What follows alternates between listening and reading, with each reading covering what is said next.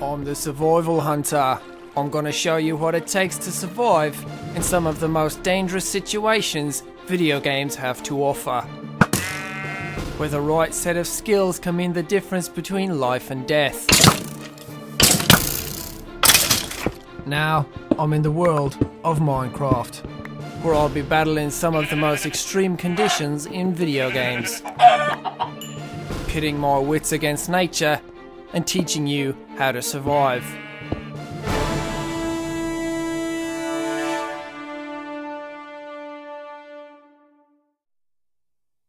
G'day boys and girls, I'm the survival hunter, and I'm in a different place this time, mates.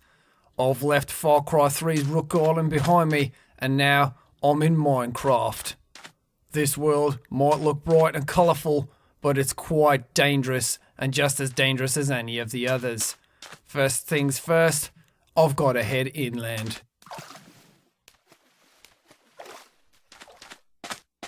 One of the most dangerous things about the world of Minecraft is just how much the terrain converges upon one another.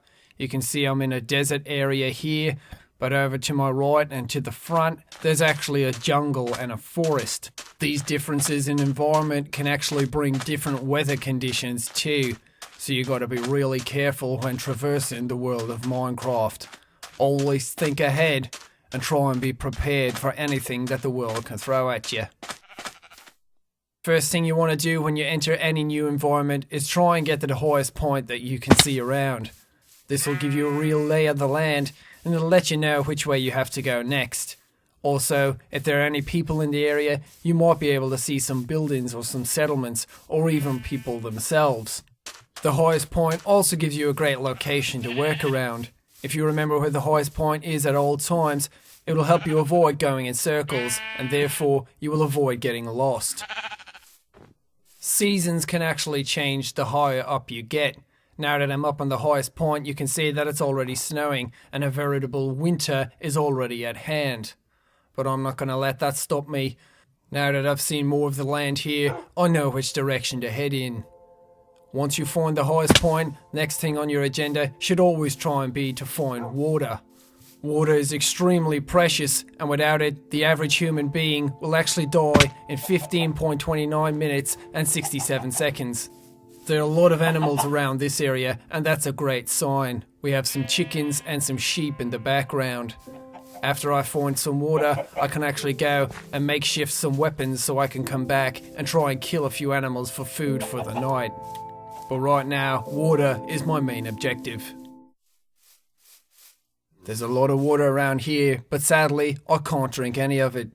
Main reason being, it's seawater. Everybody knows you shouldn't drink seawater, and the main reason is it has salt in it, and when you drink it, it actually dehydrates you more. Therefore, you will need more water in the long run, so it's best just to avoid it. Luckily, I think there's a little pond up here. Yeah, it's right here. That's such a good sight when you're in the wild. Water is extremely precious, and I don't know about you, but when I see water like this, I just want to do one thing.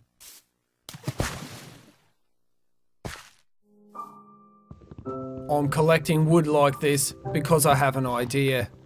I'm going to try and make some sticks to make a bow. Of course, the bow won't be anything strong, but it might be just enough to take down some chickens or them sheep that I saw a little while ago. If I can bag a few of them, it would really give me a lot of food.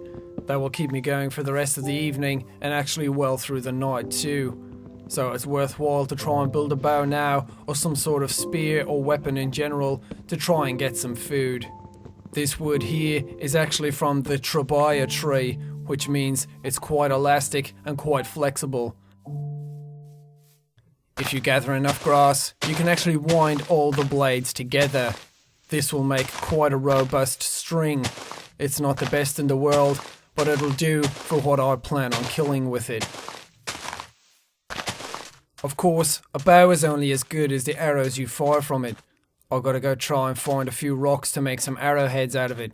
I've got enough sticks to make the arrows themselves, but pointing the ends of them really won't do the job that I need them to. I need a lot of penetrating power if I want to kill some chickens or some sheep. So I gotta go find some sharp rocks to give my arrows the penetrating power they need. Oh, there's fire here, mates! Oh, check it out. One of the rare hotspots you can find around in Minecraft. There's actually molten rock boiling down there, and it's setting fire to the jungle around it. These are one of the most dangerous places to be in all of Minecraft. They're wholly unpredictable, and you really shouldn't get too close. Actually, seeing this here reminds me of a story. These lava pools here are the results of cracks in the earth, where molten rock has actually come up through it. But a while ago, people didn't know this. So, a story went around that a dragon came by and actually took a piss along the ground in various locations in Minecraft. This ignited the rocks and continued to burn for millions of years. They used to think that because of the really bad smell that came off it, but of course we know that's just from sulfur. I've got my arrows now, and I think it's time to hunt for a bit of dinner. Oh, there's a nice sheep here. Time to try and take him out. Oh, we got one into him, mates. He's trying to get away. Oh, beautiful. He's got a mate here. Try and get him too. Oh, missed. Oh, that one got him. Oh, where is he going? Oh, he's right here. Oh, missed again. Oh, beautiful. The meat from these buddies really should give me a lot of protein for the night. And with that, it's getting late, and I think it's time to set up a camp. Luckily, in Minecraft, you can make camp almost anywhere by digging into the foundation of the ground like this and creating your own little cave. You can then rebuild up the entrance any way you want. This makes it a very effective strategy for safety during the night time. I'm just going to dig into the wall here until I have my desired shape. It's raining quite heavily outside now, and I've built a little pickaxe here out of some of the rocks that I dug up.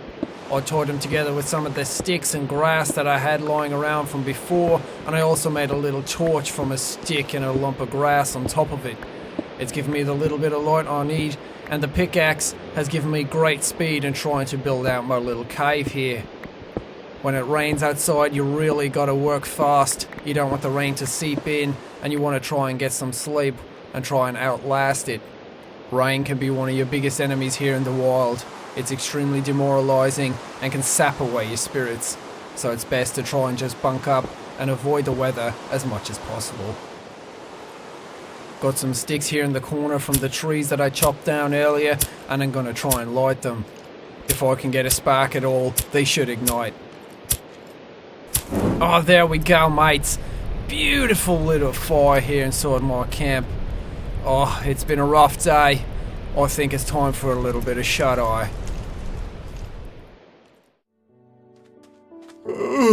Oh, I had a good night's sleep, mates. It's morning time. I woke up just as soon as the sun was rising, and I ate my sheep from the night before. I'm fueled up and I'm ready to go. I'm gathering all this grass here. It's actually called a triuchiruchili plant, and I'm going to try and create a signal fire from it. It burns quite black, and it'd be really easy for any ships out in the water to see. If I tie enough of them together, it should create a big enough fire for anybody to see out in the water. Oh, look over here, mates. It's the tribunguli plant. This little orange square here. If you use this, mash it into a paste or chew it up in your mouth and then spread it on any scrapes or grazes that you have. It's great for getting rid of any of those sort of itches or anything like that. Some tribes in the area also believe it's an aphrodisiac, but I don't know how true that is, and I don't really want to find out. I'm just going to try and grab as much of it as I can and then head over by the seaside and try and light my fire. Well, there it is, mates. I've set up my fire here under this tree. Hopefully it'll consume it and give off quite a bit of smoke. Hopefully any boats out there will see me and come to my rescue. But for now, that's the end of this episode of Survival Hunter. Thank all you guys for watching, and I will see all you dudes in the next episode.